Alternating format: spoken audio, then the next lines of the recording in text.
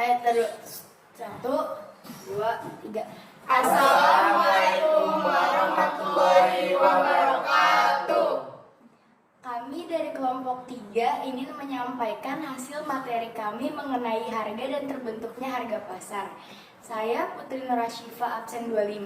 Saya Kaila Putri Yunita absen 16. Saya Tessa Gina dari absen 17. Saya Andra Fatia dari absen 4. Saya Ahmad Ridan absen kedua. Saya Muhammad Evan Ramadan absen 22. Saya Muhammad Ali Febran absen 21. Terima kasih. Baik juga.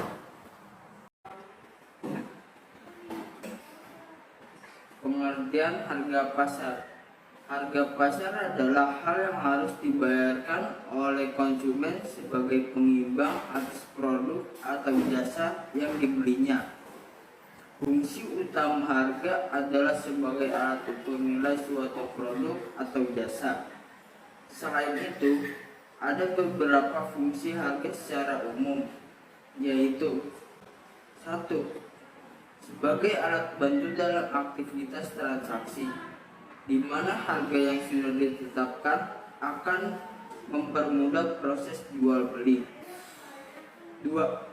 Penetapan harga yang tepat akan memberikan keuntungan bagi penjual atau produsen.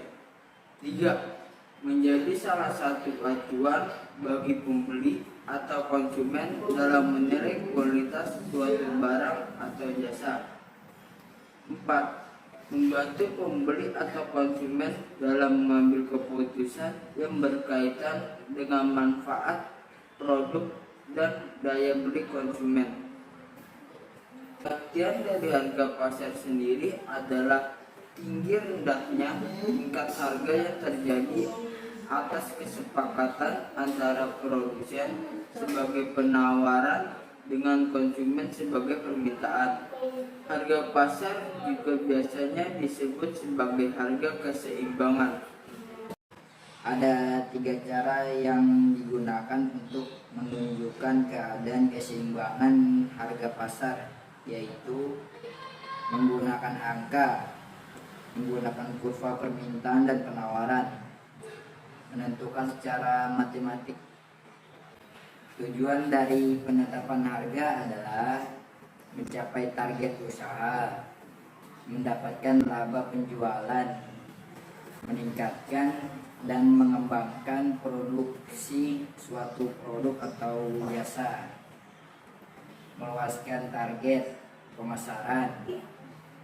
Tentunya penetapan harga yang diterapkan setiap orang berbeda-beda, tergantung pada jenis produk atau jasa, lingkungan dan profesi. Berikut adalah hal-hal yang harus dipertimbangkan dalam menetapkan harga pasar, antara lain. Bagi pedagang menengah, harga beli dan pemasaran terdiri dari transportasi, penyimpanan, penguatan, risiko, biaya lain, dan keuntungan yang diinginkan. 2. Bagi pedagang pengecer, harga beli dan pemasaran terdiri dari penguatan, pendinginan, dan biaya lain. Untuk anggaran biaya produksi, penetapan harga per unit produk yang dihasilkan dapat dihitung dari 1. Bahan baku, yaitu biaya yang dikeluarkan untuk mendapatkan bahan baku hingga siap digunakan, termasuk biaya angkut, penyimpanan, dan operasional. Biaya tenaga kerja, yaitu biaya yang dikeluarkan untuk membayar jasa tenaga kerja atau SDM, diberikan secara langsung dalam satuan uang, yaitu gaji atau upah. Biaya overhead pabrik, yaitu semua biaya pabrik yang dikeluarkan untuk biaya-biaya lain tidak bersinggungan lain dengan biaya proses produksi, termasuk biaya yang bersifat tidak terduga. Jenis-jenis harga pasar. 1. Harga subjektif. Harga subjektif adalah harga yang ditetapkan sesuai taksiran atau opini dari seseorang, baik itu pihak penjual maupun pembeli. 2. Harga objektif. Harga objektif adalah harga yang telah disepakati antara penjual dan pembeli. Ketiga, harga pokok. Harga pokok didasarkan pada nilai real suatu produk. 4. Harga penjual. Harga jual merupakan harga pokok yang telah ditambah dengan besar keuntungan yang ingin diperoleh penjual bersangkutan.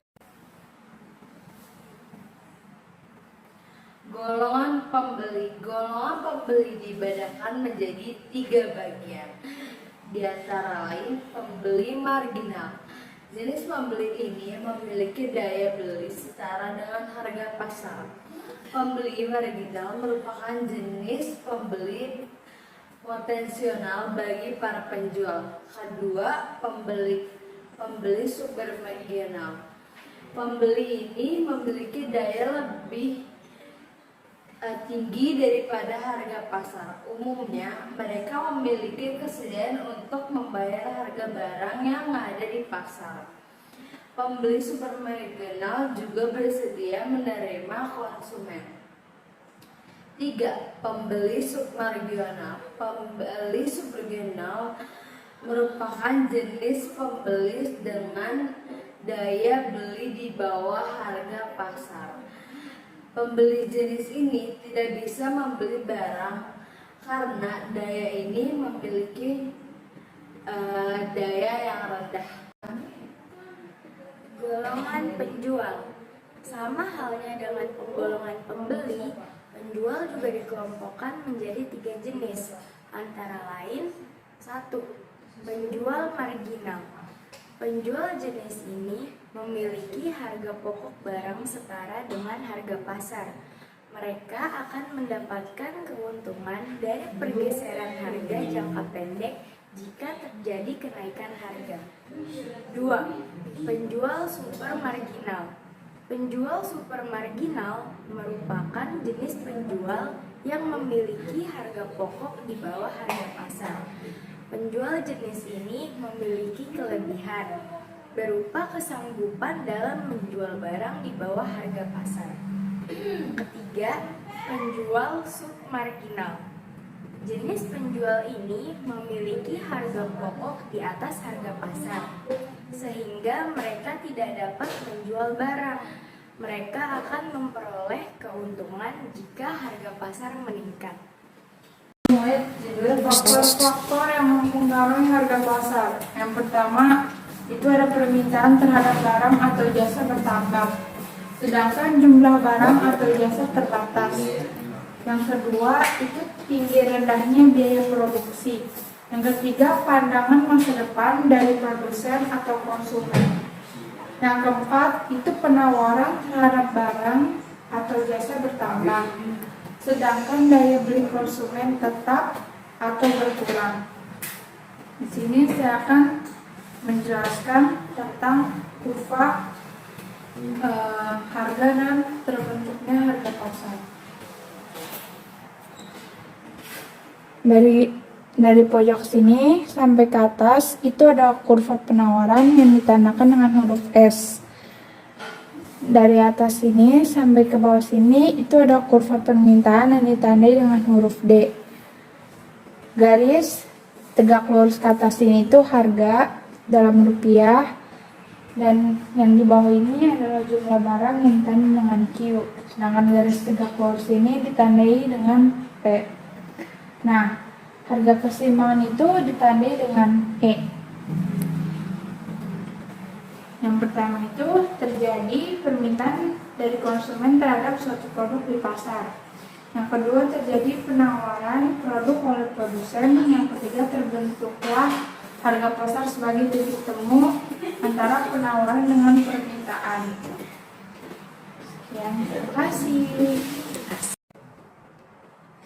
Sekian dari kelompok kami. Apabila ada kesalahan kata, kami mohon maaf. Wassalamualaikum warahmatullahi wabarakatuh.